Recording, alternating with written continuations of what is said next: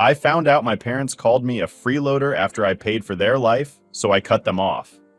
Hey, I'm Alex, and let me tell you, growing up with a golden child sibling is like living in someone else's spotlight all the time. You know the type. There's always that one kid in the family who can do no wrong. For me, that kid was my older brother, Eric. The guy was practically a superhero in my parents' eyes. Star athlete, straight A student, Mr. Popular. You name it, he had it going on. It was always about him. From the time I was little, it was clear who the favorite was. Our house was the place for family get-togethers, and trust me, these weren't small, intimate dinners. Nah, we're talking about big events. Like half the neighborhood showing up, uncles, aunts, cousins, people I barely knew. And somehow these gatherings always turned into Eric appreciation parties. Dad would be flipping burgers on the grill, Mom would be running around making sure everyone had enough food, and there'd be Eric, holding court like a king, with people just hanging on his every word. It's not like I didn't try to fit in, you know? I wanted to be part of it, but somehow it just never worked out. I'd crack a joke and it'd fall flat, or I'd mention something about school, and it was like no one even heard me. I remember one time, this is just a random memory, but it sticks with me. I was about 10, and I got a perfect score on this science test. I was super proud of it. So during one of these family barbecues, I went up to my dad, all excited to show him. But just as I was about to say something, my mom comes running out with this huge cake, and everyone's celebrating Eric winning some soccer tournament. So yeah, my little science test? Totally forgotten. That was basically my life in a nutshell. I wasn't a bad kid or anything. In fact, I did pretty well in school. I wasn't out partying or causing trouble, but you wouldn't know it from how little attention I got. Meanwhile, Eric was the family's pride and joy. He had his own shelf for all his trophies and medals, and Mom even made a scrapbook for him, with every single achievement carefully glued in. I didn't have a scrapbook. I didn't even have a shelf. Hell, I'm pretty sure half my stuff was crammed into a box in the attic somewhere, collecting dust. The thing that really got me, though, wasn't even the lack of attention. It was the way people acted like Eric was some kind of god. Like, no joke, at every single family event, someone would bring him up even if he wasn't there. It's like, oh, did you hear about Eric? He's playing varsity now. Or Eric's got such a bright future ahead of him, I just know he's going to be successful. And I'd be sitting there like, hi? I exist too. The worst part? I started believing it. Like, maybe there really was something wrong with me. Maybe I wasn't worth the attention. I'd sit in my room sometimes just thinking about why I wasn't good enough, even though I was doing everything right. I wasn't failing school. I wasn't getting into trouble. So why wasn't I seen? There was only one person who seemed to get me. Great Aunt Sharon. She wasn't actually all that great in the big important family sense, but to me, she was awesome. Every time there was a family gathering, she'd always take a moment to sit with me. While everyone else was fawning over Eric or caught up in the latest family gossip, she'd pull up a chair and ask me about what I was reading or how school was going. And unlike everyone else, she actually cared about the answer. I remember one time I was hiding in the backyard during one of the big parties. I wasn't feeling it that day and just wanted to escape the noise, so I found a quiet spot behind the garage with a book. Aunt Sharon found me there, sitting cross-legged in the dirt, and instead of dragging me back into the crowd, she sat down beside me. "What are you reading, kiddo?" she asked, her voice calm, like she didn't have anywhere else she'd rather be. I showed her the cover, some fantasy book I'd borrowed from the library. "It's about this kid who finds out he's got these magic powers," I mumbled, half expecting her to lose interest. But she didn't. "Sounds exciting," she said, giving me that warm smile she always had. "You've got a good imagination, Alex. Don't ever let anyone tell you different." That stuck with me. It was the first time in a long while I felt like someone noticed me for who I was, not just Eric's little brother. Aunt Sharon didn't care about soccer trophies or school grades. She just cared about me being me. And honestly, in a family like mine, that meant the world. Still, as much as I loved those quiet moments with Aunt Sharon, they didn't really make up for everything else. Every day felt like a reminder that I wasn't Eric. Like when I started high school, I figured it'd be a fresh start, you know? New teachers, new opportunities. But nope, everyone knew me as Eric's brother. It didn't matter what I did or how well I did it. Every teacher, every coach, every classmate would say the same thing. "Oh, you're Eric's brother. He was such a great student, a great athlete." Even when I made top grades, nobody seemed to care. One time I got an A+ on this massive project in history class. I was pumped. I went home and tried to tell my mom, but she was too busy on the phone with some other soccer mom talking about Eric's latest game. I stood there for a while, waiting for her to hang up. But after like 10 minutes, I just gave up and went to my room. That project got stuffed into my drawer, forgotten like everything else I'd done. The funny thing is, I didn't even want to be Eric. I didn't care about sports or being the most popular guy in school. I just wanted some recognition, you know? Just a little bit of that same pride my parents had for him. But it never came. And the thing is, after a while, you stop expecting it. You start to convince yourself that it's normal, that being overlooked is just how things are supposed to be. That's how I lived my whole childhood, constantly overshadowed, constantly trying to prove I was worth something. It wasn't until years later that I finally realized I didn't need to prove anything to anyone. But back then, I was just a kid, waiting for someone to notice I was there. So high school started, and I had this tiny bit of hope that things would be different. You know, new environment, new people, maybe a chance to finally be seen as my own person instead of just Eric's younger brother. But of course, reality hit pretty quick. It wasn't even the first day when people started connecting the dots. Oh, you're Eric's brother, right? He was like amazing on the soccer team. Yeah, your brother was such a good student. You must be just like him. That last comment really got to me because I wasn't like him, not at all. But people just couldn't help making those comparisons. It was like I was walking around in this shadow that was glued to me no matter where I went. Every single teacher, every single coach, they all had this weird expectation that I'd be just like Eric, like I was supposed to carry on his legacy or something. But that wasn't who I was. I wasn't some sports star, and I definitely wasn't the life of the party. I was the kid who sat in the back of the classroom, taking notes and actually paying attention. I worked hard, studied late, and asked questions after class when I didn't get something. It was important to me that I understood things. Not because I was trying to impress anyone, but because I actually cared. And I'm not trying to brag or anything, but I was doing well, better than anyone expected.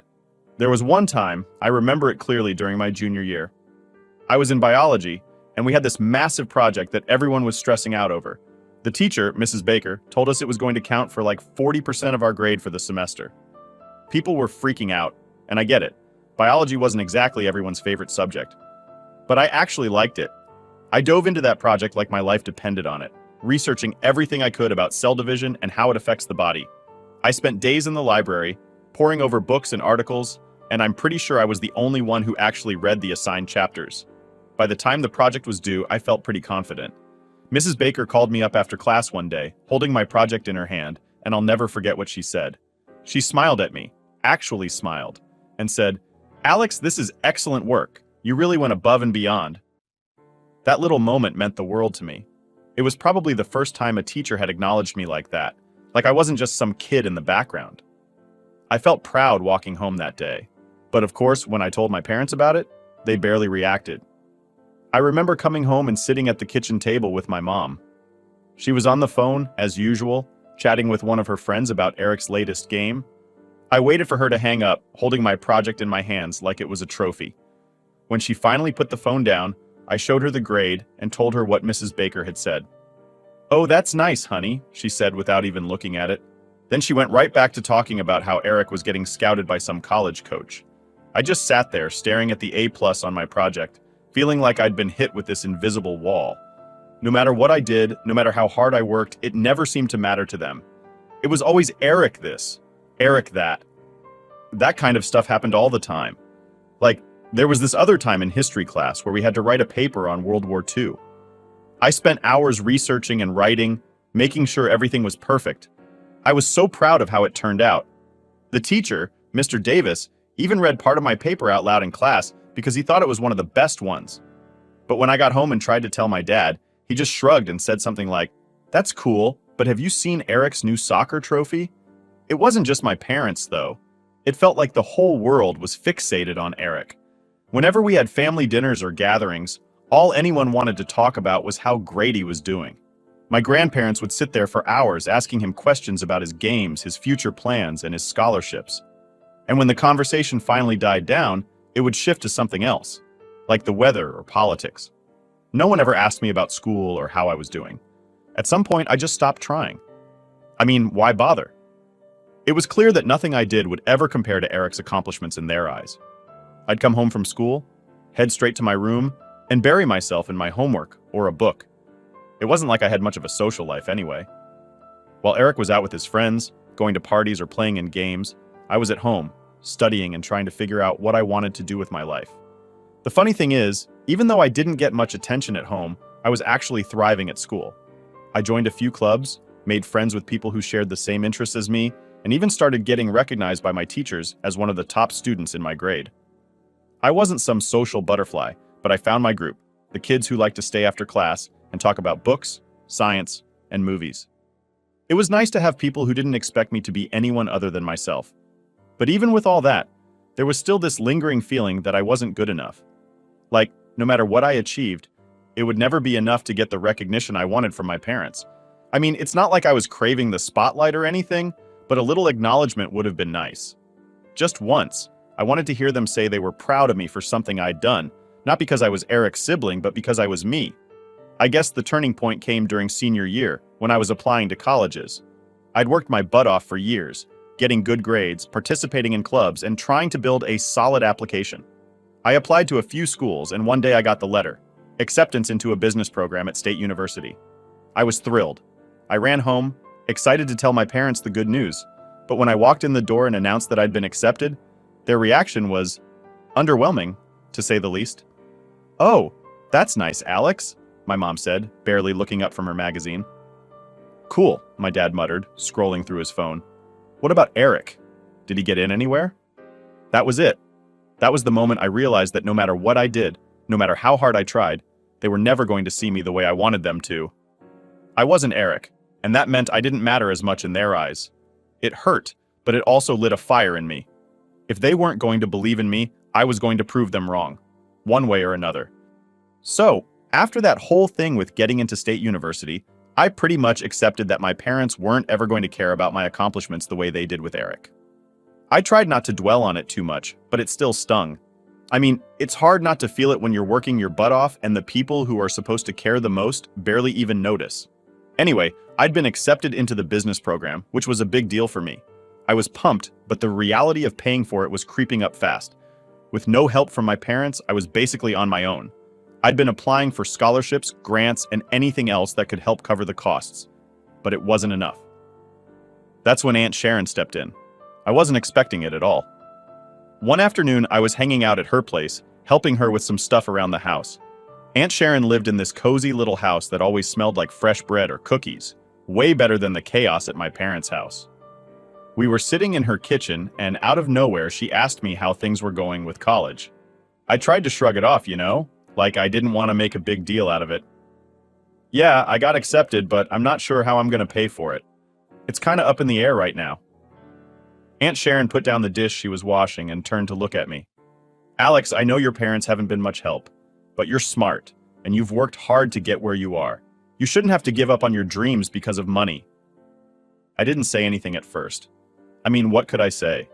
She wasn't wrong, but I had already resigned myself to the fact that I might have to delay college or work full-time just to save up. It was just one of those things I thought I'd have to deal with. Then Aunt Sharon said something that completely floored me. "I've got some savings," she said, her voice gentle but firm. "I've been putting money away for years, and I'd like to give it to you for your tuition." I just stared at her for a minute, my brain trying to catch up with what she was saying. "Wait, what? You want to help me pay for school?" I couldn't believe it. No one had ever offered to help me like that before. She smiled and nodded. "I don't have any kids of my own, and I've always seen you as my own. You've got so much potential, Alex. You deserve to go to college and make something of yourself. And I'm not going to let money be the thing that stops you." I swear I almost started crying right there in her kitchen. It was like all the weight I'd been carrying around, the pressure of figuring everything out on my own, just lifted. I didn't even know how to thank her. I just hugged her tight and tried not to lose it. Aunt Sharon's offer changed everything. Suddenly, college wasn't just a distant dream, it was happening. I spent the next few weeks getting everything in order, applying for student housing, signing up for classes, and preparing for this huge new chapter in my life. And the whole time, Aunt Sharon was there, supporting me in ways I didn't even know I needed. But of course, my parents had no idea about any of this. I hadn't told them about Aunt Sharon's offer because, honestly, I didn't think they'd care. They were too busy with Eric's latest achievements to even ask me about my plans. It wasn't until one evening, a couple of weeks before I was set to leave for college, that they finally brought it up. We were sitting around the dinner table, me, my parents, and Eric. The usual chatter about his soccer games and college applications was in full swing when my mom suddenly turned to me. "So, Alex, what are you planning to do after graduation?" she asked, like it was the first time she'd thought about it. I almost laughed. "I'm going to college," I said, trying to keep my tone casual. "I got accepted into the business program at State University." For a split second, the room went quiet. My dad put down his fork and raised an eyebrow. "And how exactly are you planning on paying for that?" This was it, the moment I'd been dreading. I took a deep breath. "Aunt Sharon is helping me. She's giving me her savings for my tuition." My parents' reactions were exactly what I expected. My mom's eyes went wide with shock, and my dad's face twisted into this weird combination of surprise and anger. "Sharon's giving you money?" my dad said, his voice sharp. "That's ridiculous. If she has money to spare, it should go to Eric. He needs a new car for college." I couldn't believe what I was hearing. They didn't even care that I was finally getting my shot at something. They were more concerned about Eric needing a car. I felt this wave of frustration rise up in me, but I tried to stay calm. "This isn't about Eric," I said, my voice tight. "Aunt Sharon wants to help me. She offered, and I'm not turning it down." Mom, of course, tried to guilt-trip me. "But your brother needs that money, Alex. You know how important his future is." I couldn't take it anymore. "I'm important too," I snapped, louder than I intended. "This is my future we're talking about. I've worked hard for this, and Aunt Sharon believes in me. Why can't you guys?" The silence that followed was deafening. My parents just stared at me, completely caught off guard by my outburst. Eric, for once, didn't say anything. He just sat there, looking uncomfortable. I didn't care, though. I'd had enough of being ignored, enough of being the second thought. "I'm going to college," I repeated, quieter this time, but just as firm. "With or without your support." I pushed my chair back and left the table. I didn't need their approval anymore. For the first time in my life, I had someone in my corner who believed in me, Aunt Sharon. And that was enough. The next few weeks were a blur. I packed up my things, said goodbye to the few friends I had in town, and got ready for the big move. I still hadn't told my parents much about my plans, and honestly, I didn't feel like I owed them any explanations. This was my time to finally step out of Eric's shadow and make something of myself. When the day came to leave, Aunt Sharon drove me to campus. As we pulled up to the dorms, I felt this overwhelming mix of nerves and excitement. It was the start of something completely new, and I couldn't wait to see where it would take me. As I hugged Aunt Sharon goodbye, I couldn't help but feel grateful. She'd given me the chance I needed, and I wasn't going to waste it. Starting college felt like stepping into a whole new world. I'd never really been away from home for that long, and now I was suddenly surrounded by people my age, all living on their own for the first time. It was exciting, but at the same time, a little overwhelming. When Aunt Sharon dropped me off, I remember standing outside my dorm building, looking at the huge campus in front of me, feeling like I'd finally made it. The first week was a blur of orientations, meeting new people, and trying to get the hang of things. I wasn't exactly the most outgoing person, so I was a bit nervous about making friends. But surprisingly, it wasn't as hard as I thought. Everyone was in the same boat, new place, new faces, so it was easy to strike up conversations in the dining hall or between classes. My roommate Jake was one of those super chill guys who somehow managed to be friends with everyone. He had this laid-back vibe and always seemed to know what was going on around campus. I didn't know it at the time, but having him as a roommate would end up being one of the best things that happened to me during those early days. He was the type of person who would introduce me to everyone, and before I knew it, I had a solid group of friends. But as much as the social part of college was important, I was still there to get a degree. I was determined not to let anything distract me from that. I didn't come all this way just to slack off. The first day of classes, I showed up early, sat in the front row, and took notes like my life depended on it. The professors were intimidating at first, way different from high school teachers, but they seemed to appreciate the effort I was putting in. There was one professor, Dr. Collins, who taught my intro to business class. He was this older guy with a thick beard and a voice that could command an entire lecture hall without a microphone. I remember the first time I raised my hand to ask a question, my heart was pounding. But instead of brushing me off or giving a short answer, Dr. Collins smiled and said, "Good question, Alex," and then went on to explain it in detail. That one small moment was a big deal to me. It felt like validation, like I wasn't just another face in the crowd. That class quickly became my favorite. It wasn't just the subject. I mean, business was what I came here to study. But it was the way Dr. Collins made everything click. He had this way of turning what seemed like complicated concepts into something I could actually wrap my head around. I'd go back to my dorm every day and reread my notes, making sure I understood everything. Jake thought I was a little too intense about it sometimes, but honestly, I didn't care. This was my shot, and I wasn't going to waste it. Speaking of Jake, I have to give the guy credit. He was one of those people who could breeze through classes without really trying, but he never made me feel bad for taking things seriously. He'd joke around about how I was teacher's pet, but it was all in good fun. And when he saw me stressing out about an assignment or a test, he'd actually sit down with me and help me relax a bit. "Dude, it's college," he'd say, tossing a ball of crumpled up paper at me from across the room. "You're supposed to have fun. Don't burn yourself out before midterms." He had a point, but I couldn't help it. There was a lot riding on this for me. This wasn't just about getting a degree. It was about proving to myself that I was more than just the forgotten sibling. Every time I sat down to study or work on a project, it felt like I was pushing back against all the years of being overlooked. I wasn't doing it for my parents or even for Aunt Sharon. I was doing it for me. Still, I did try to loosen up a bit. Jake dragged me out to a few campus events. Nothing too crazy, just stuff like movie nights or hanging out with some people from the dorm. I'll admit, it was nice to step away from the books for a bit and actually enjoy being at college. I started feeling like I belonged there, like I was part of something bigger than just my little world of lectures and textbooks. One of the biggest surprises, though, came from a class project. Dr. Collins had assigned us a group project where we had to come up with a business idea and present it to the class. Group projects weren't really my thing. I'd always been the kid who ended up doing all the work while everyone else slacked off. But this time it was different. My group was made up of 3 other students, Jess, Tyler, and Marcus. Jess was super organized, Tyler was this tech genius, and Marcus had a way with words that made him perfect for presentations. For once, I wasn't the only one pulling my weight. We worked really well together, bouncing ideas off each other and actually listening to each other's input. By the time we presented our idea, a campus delivery service for late-night snacks, we were all feeling pretty confident. The day of the presentation, I was nervous as hell. Public speaking wasn't my strong suit, but I'd practiced my part over and over until I could recite it in my sleep. When we got up there, though, everything clicked.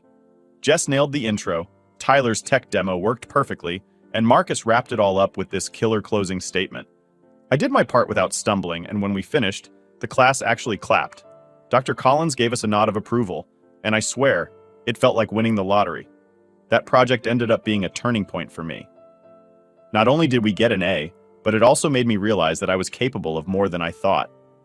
I wasn't just the quiet kid in the background anymore. I was part of a team, and I'd contributed something meaningful.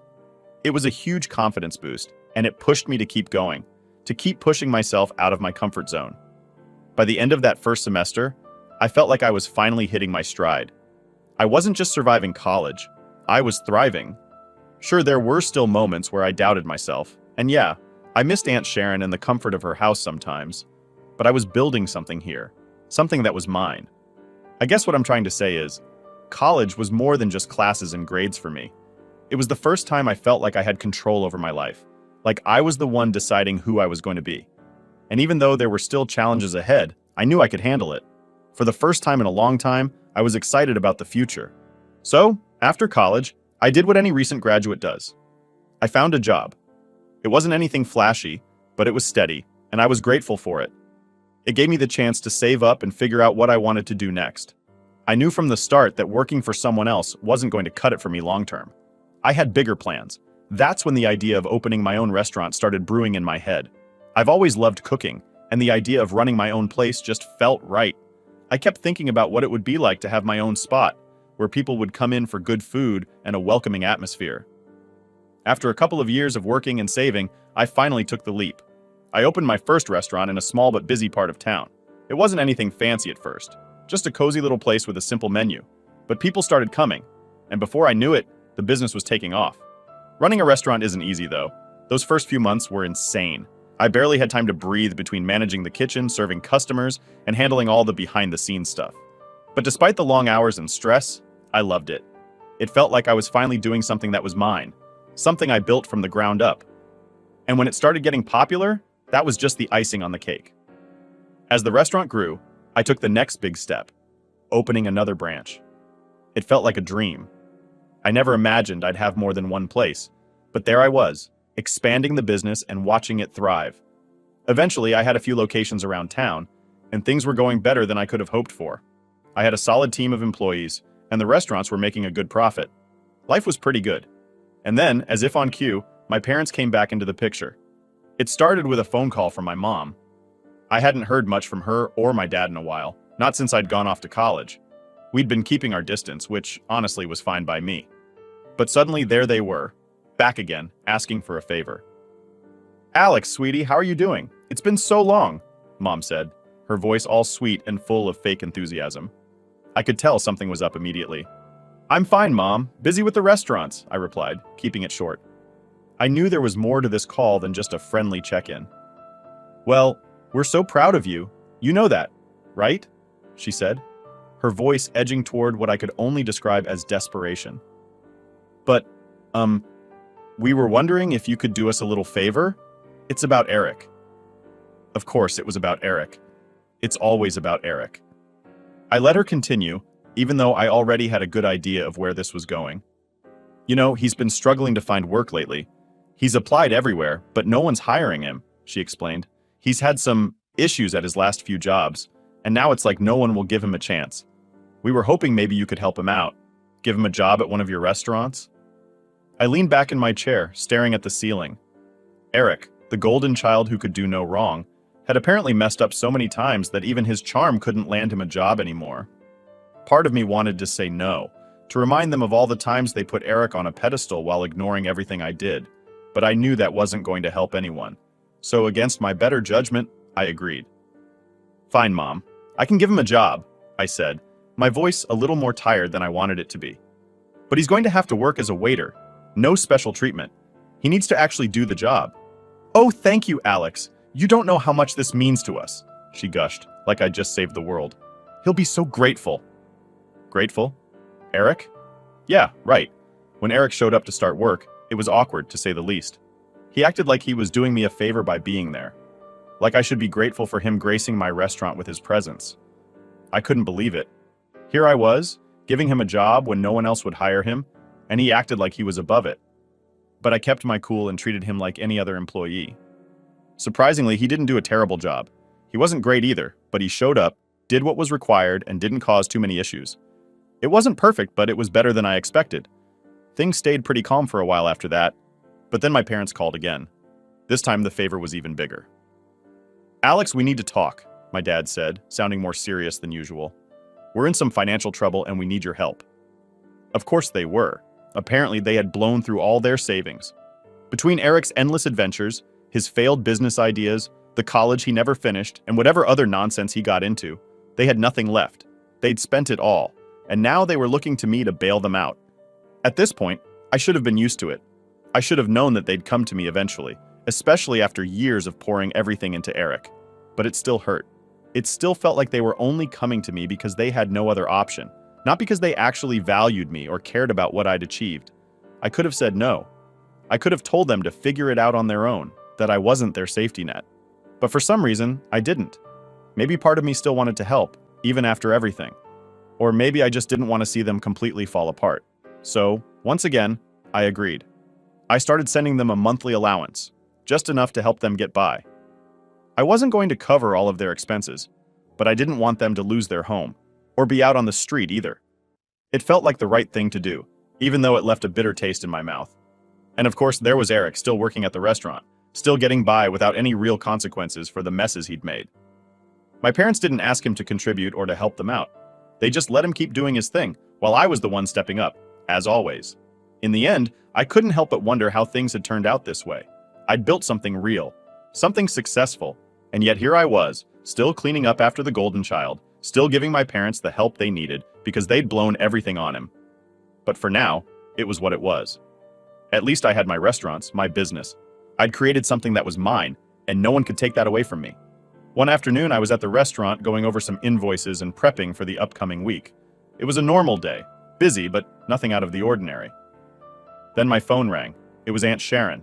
Now, Aunt Sharon doesn't call me much unless there's something important, so right away I knew something was up. "Hey, Aunt Sharon," I said, trying to keep my voice light, even though I was already bracing myself for whatever news she had. "Alex, sweetie, you need to see this video," she said, her voice serious.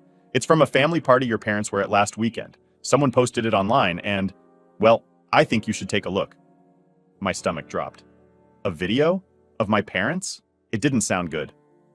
"What's it about?" I asked, trying to get a sense of what I was walking into. "Just watch it.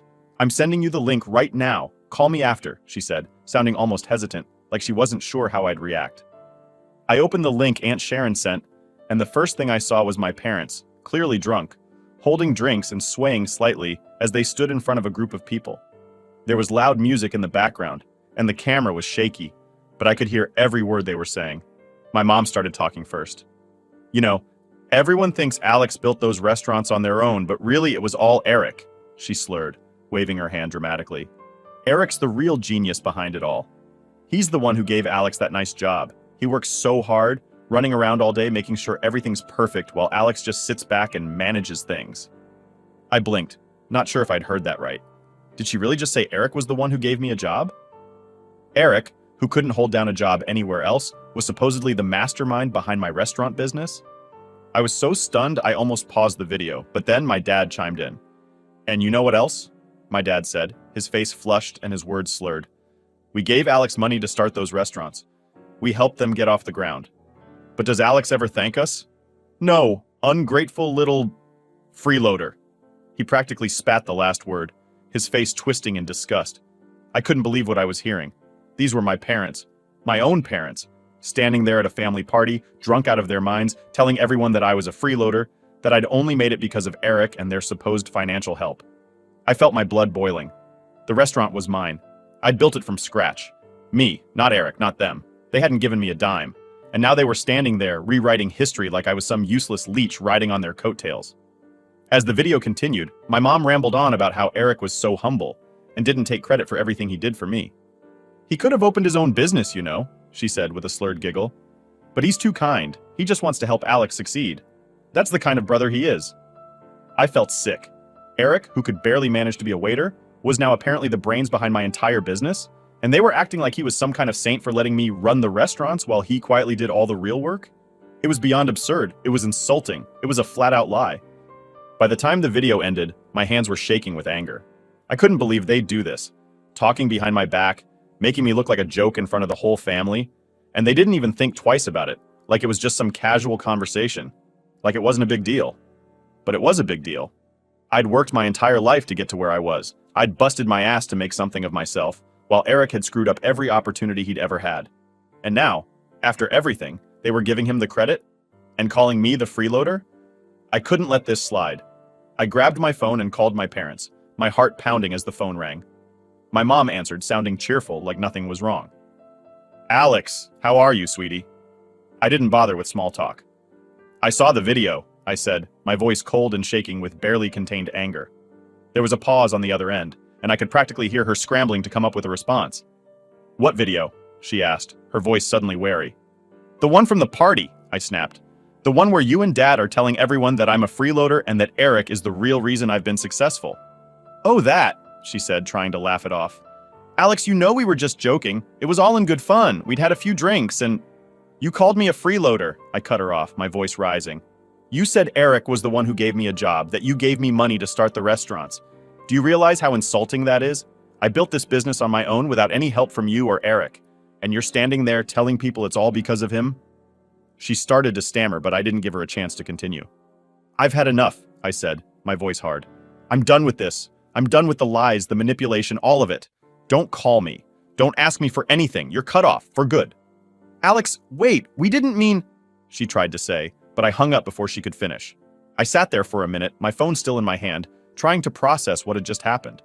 I'd always known my relationship with my parents was messed up, but this? This was the final straw. They had crossed a line that I couldn't forgive. Aunt Sharon called me later that day to check in. I'm so sorry you had to see that, Alex, she said, her voice full of sympathy. I don't know what they were thinking. They weren't, I replied, feeling drained. But it doesn't matter anymore. I'm done with them. After I hung up with Aunt Sharon, I felt a strange sense of relief.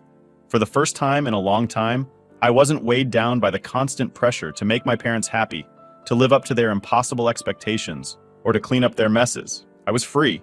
I'd made my own success, and I didn't owe them a thing.